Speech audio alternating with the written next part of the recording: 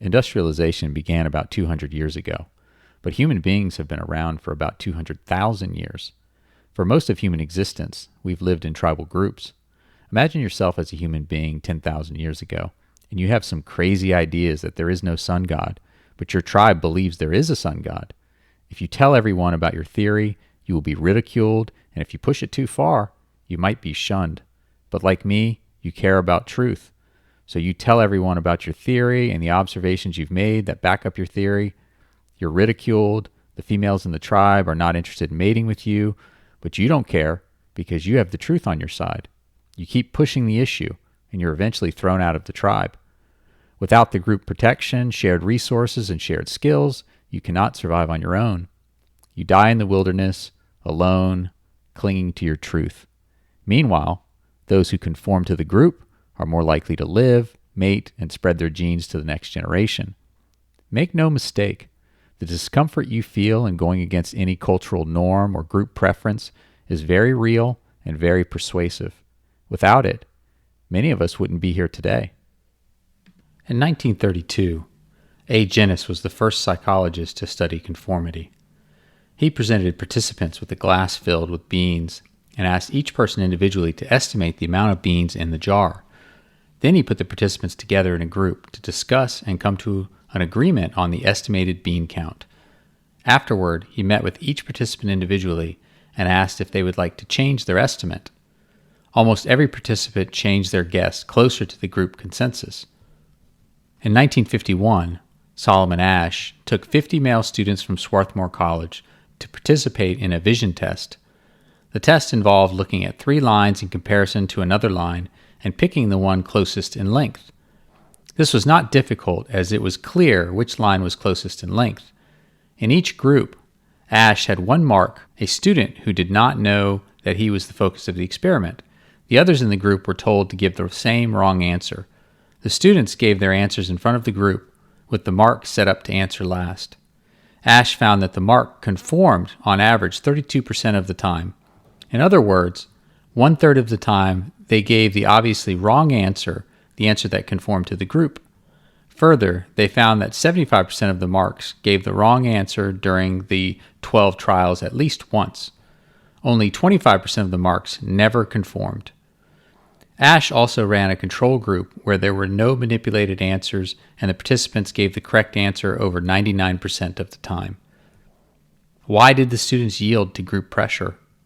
They interviewed the tested students after the experiment, and most said that they knew that their answers were wrong, but they went along for fear of ridicule or being thought of as peculiar. A few said that they believed the group's answer to be correct. Gustave Le Bon, in his book, The Crowd, made the following observations. The crowd is always dominated by considerations of which it is unconscious, the disappearance of brain activity and the predominance of medullary activity, the lowering of the intelligence and the complete transformation of the sentiments. The transformed sentiments may be better or worse than those of the individual of which the crowd is composed. A crowd is as easily heroic as criminal. I'm guilty of being intrigued by the videos that surface every Black Friday featuring angry mobs fighting over some sale-priced gadget. Most of these people would not behave in that manner individually. Le Bon described this phenomenon.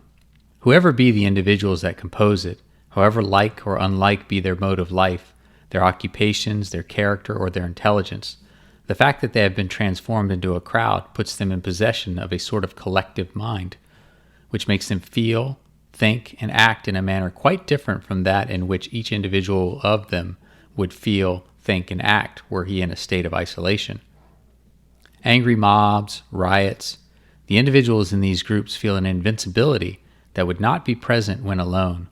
The individual will be less inhibited because of the perceived power and anonymity of the collective. Ideas and actions in a crowd are contagious. The individual sacrifices his personal interest to the collective. William McDougall and Sigmund Freud have similar crowd psychology theories, saying that complex emotions are rare, but simple emotions are prevalent. The shared emotional experience of a crowd reverts to the lowest common denominator, which leads to primitive forms of expression. Crowds are a government propagandist dream. Crowds have lower intelligence than the individuals involved. Individuals in them readily sacrifice to the collective. Crowds often embrace authoritative leaders and willingly, proudly march to war. Again, Le Bon hit the nail on the head over 100 years ago as he described the crowd's thirst for authority.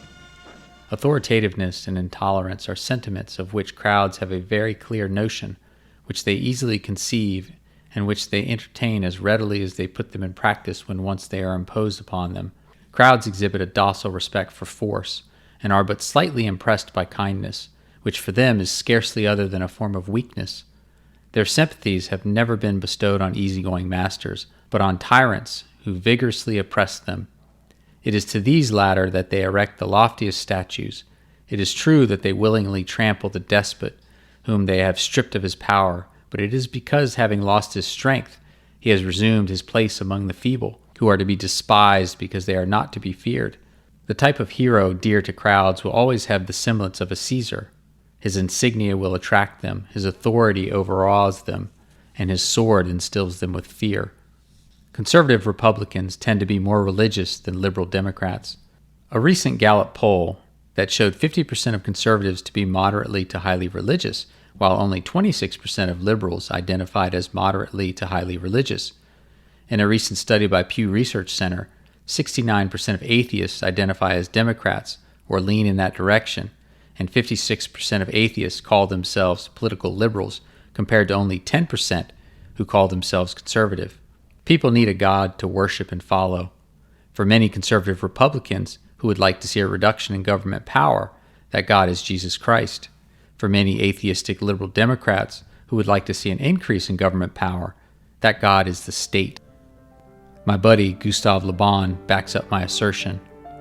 Today, the majority of the great men who have swayed men's minds no longer have altars, but they have statues, or their portraits are in the hands of their admirers, and the cult of which they are object is not notably different from that accorded to their predecessors. An understanding of the philosophy of history is only to be got by a thorough appreciation of this fundamental point of the psychology of crowds. The crowd demands a God before everything else.